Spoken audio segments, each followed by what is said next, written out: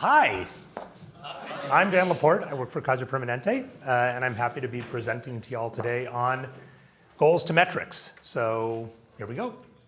I'll do a quick introductions and background, set a little bit of context, talk specifically about why HR data and why this is so relevant now and to this conference with respect to people analytics. Then I'll jump into what this goals to metrics approach is all about. And hopefully it'll be something that you can take away from this conversation and use in your everyday lives. And then if we've got time at the end, we'll do some wrap up and Q&A. Okay, so who am I? I lead people analytics at KP. I've been there since 2012 in that role. Did similar stuff at Chevron and Charles Schwab.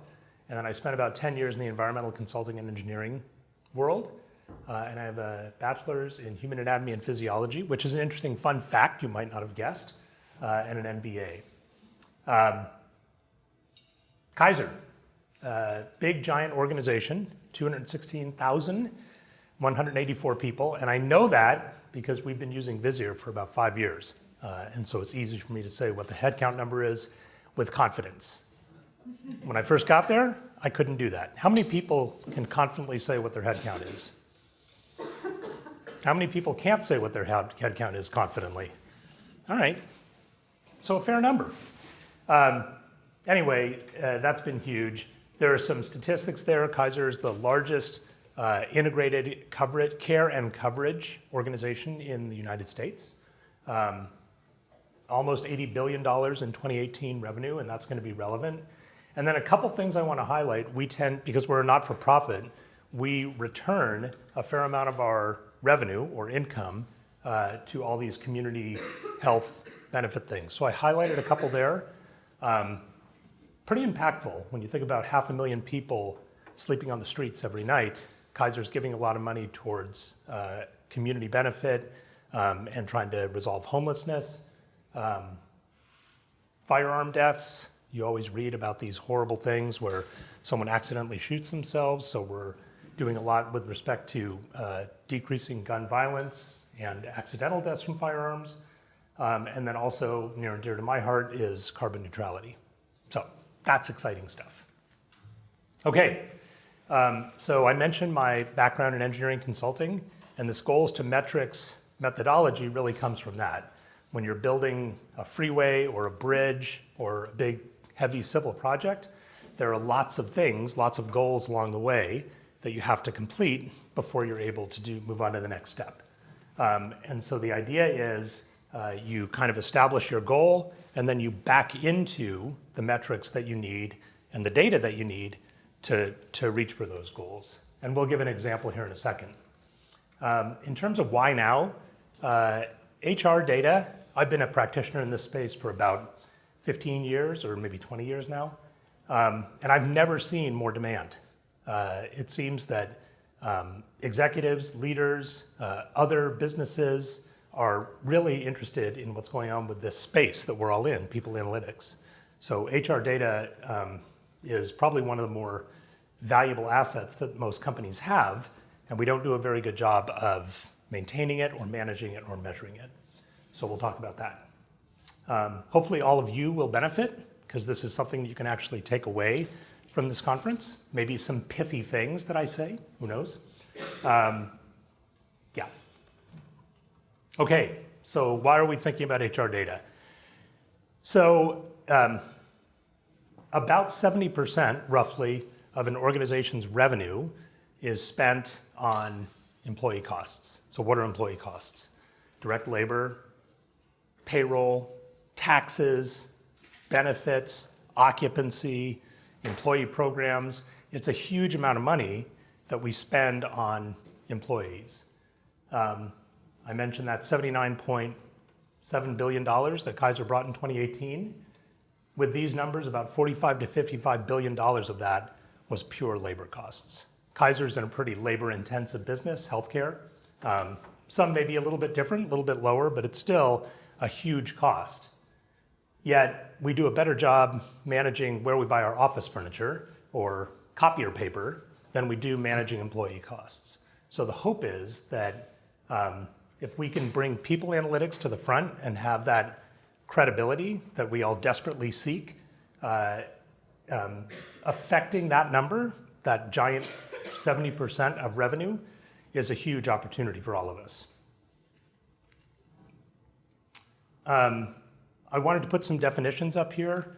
The most important one to take away is this idea of metrics, which are often phrased as questions. So when we think about what is a metric, for this example, when we're building goals to metrics, keep in mind that we're going to put those metrics in terms of questions, not just data.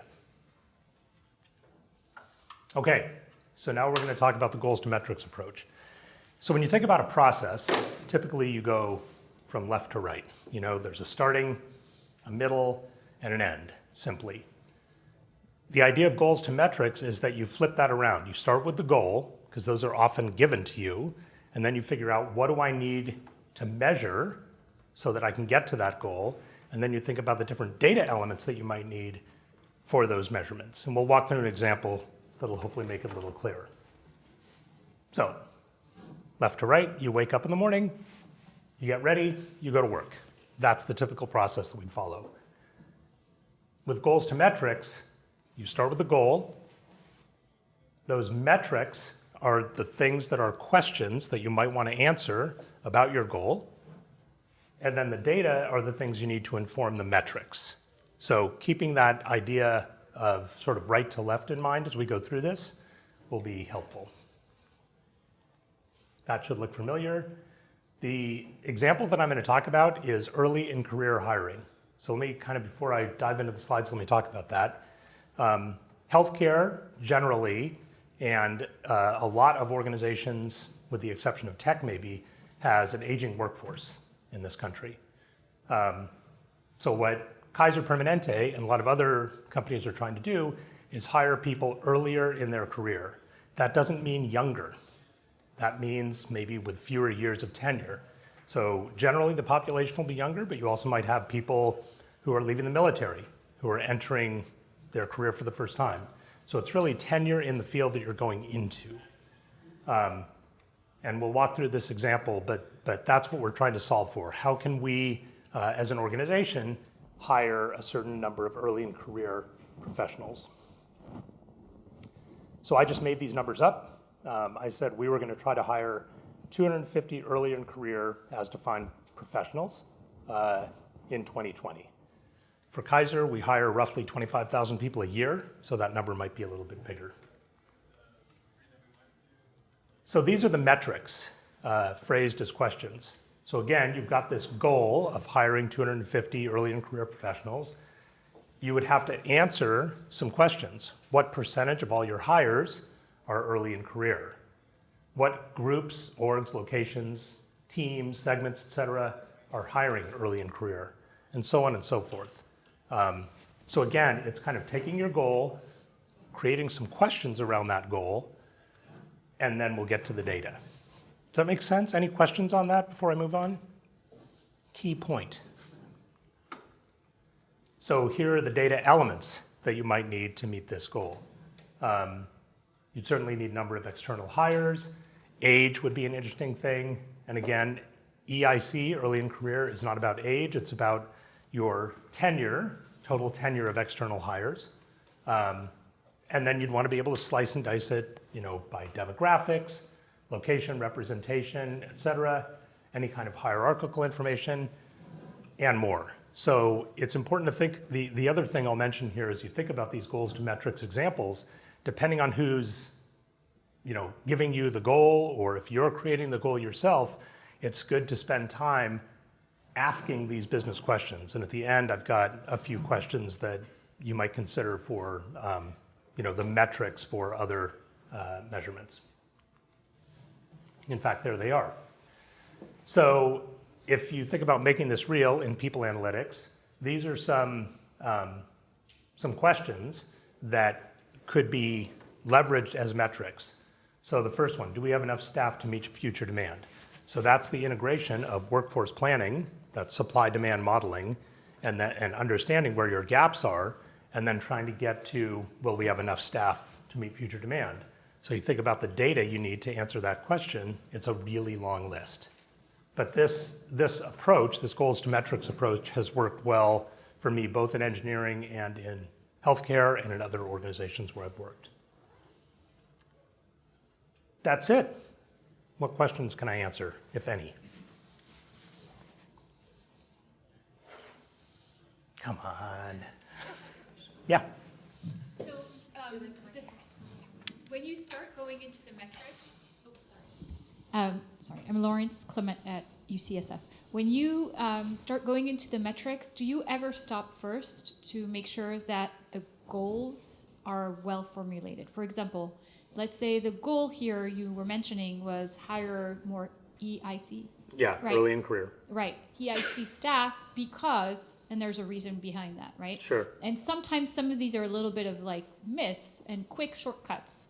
And then we start doing this whole analysis and right in the metrics, and then we realize that wasn't the question we were working off of goals that weren't set properly. Absolutely. So there's some myth busting sometimes. Do you sometimes work on that, or do you always do it, or do you not?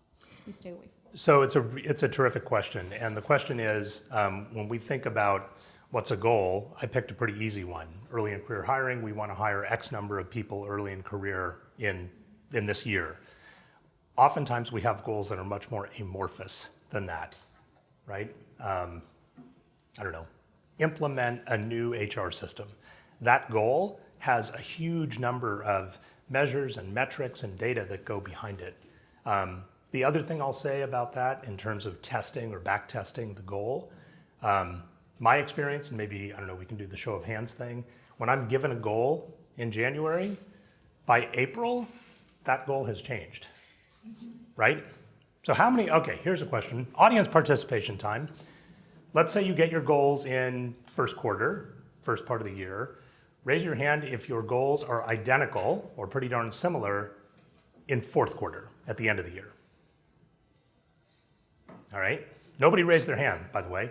Raise your hand if your goals change. Okay. Just about everybody who raised their hand. So yeah, that happens all the time. So the other benefit of this goals to metrics thing, particularly if you sort of vet it or socialize it with leadership, you can say, look, if we really want to accomplish goal X by the end of the year, we have to keep working on X. We can't change our goals the same way we change our socks. Good question.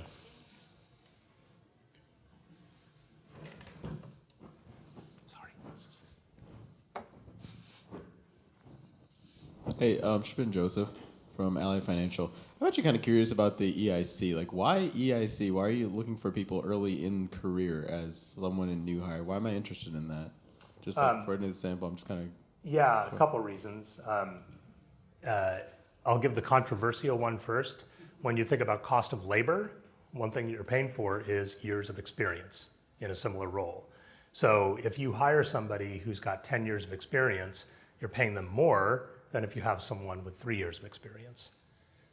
The corollary to that is if you don't have a huge training budget or you need somebody to quote, hit the ground running, there's a bias among hiring managers that you want to hire the most experienced person so that they don't have to spend a bunch of their time training that person. So that's kind of a dichotomy. But generally, Kaiser Permanente has a broad goal of sort of hiring people early in career for transitional people. Maybe it's people changing careers to get into healthcare, partly because you can pay them less, but more importantly because we've found that a lot of our very senior people are doing jobs that could be done by people who are earlier in their careers. So it's about labor mix as well.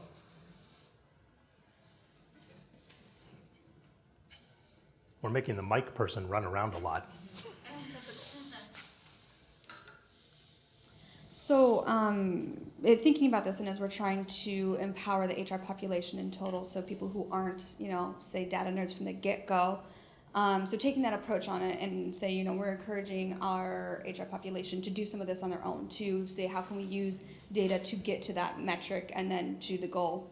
How do you encourage or ensure that the would be from this definition data doesn't become actually the metric? How do you take them that step forward to think, okay, we need to be more hypothesis generation at that metric level rather than what is our attrition as being the question mark? Yeah, that's a terrific question. And let me go back to the slide that has the examples on it. So you're asking about how does number of external hires not become a goal, but rather it becomes... Not become a metric, actually. Oh, not become a metric. What is our external hires is the metric. Right. Yeah. Right. So let me see if I can answer that in a crafty way. Doubtful.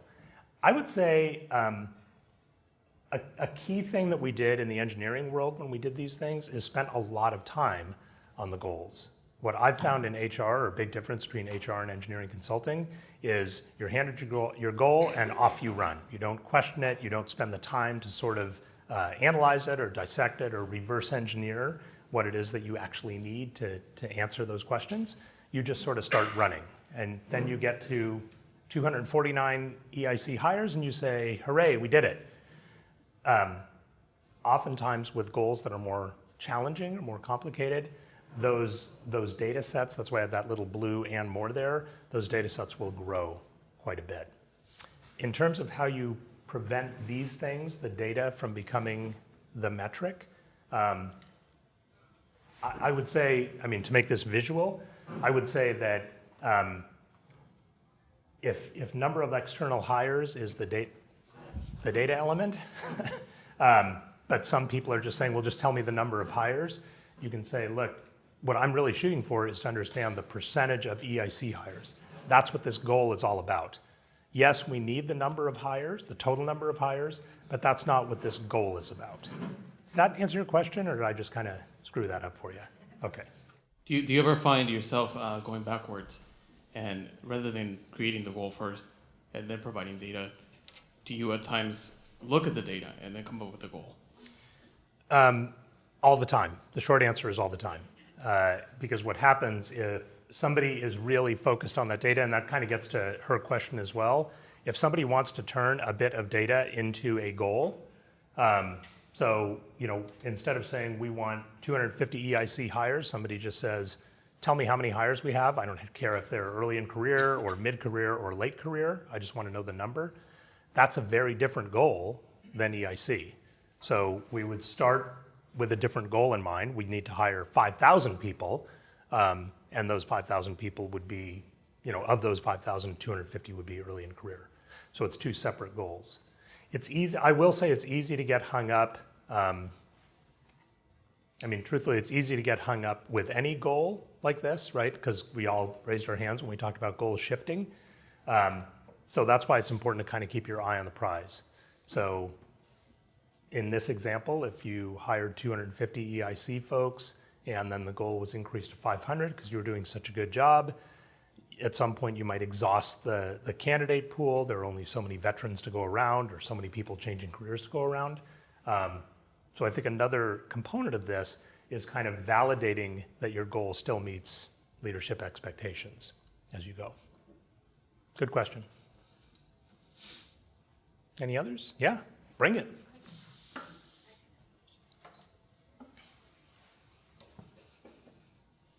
So I was wondering, in terms of process, when you do this, who does this? How many people do you have working on a team doing this? Kind of the logistics of the people piece of the people piece? Sure.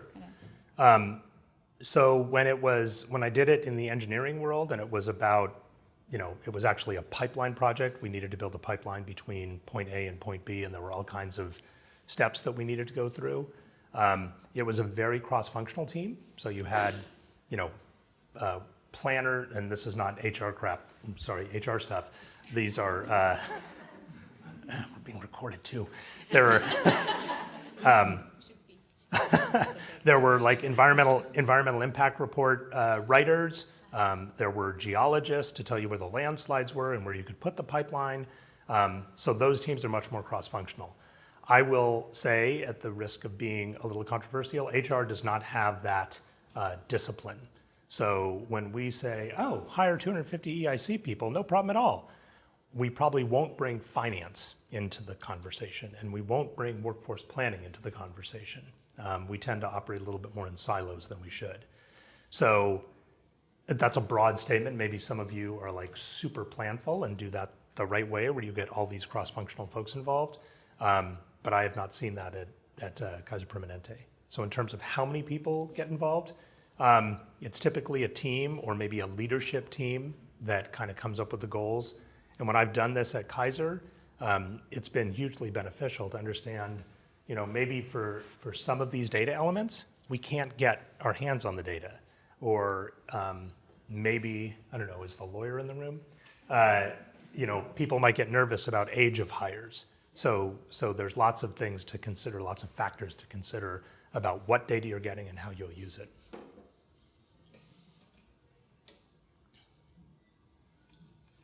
Wow, there are more questions in this session than there have been in a lot of them. I love that. Hi.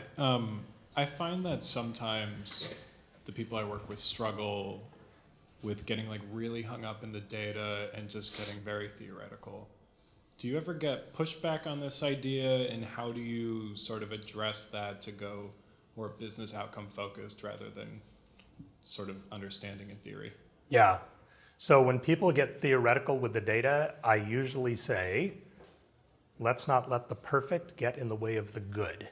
So if our goal is to hire 250 EIC people, and we have a bitter argument about what counts as an EIC person, we're not really benefiting the business. We're just having some kind of arcane theoretical conversation. So it's good to have somebody in the room who can kind of pull the conversation back up and use that phrase. Usually that shuts down people who are hyper in the details. Any others? All right, well, thanks for your attention. I appreciate it.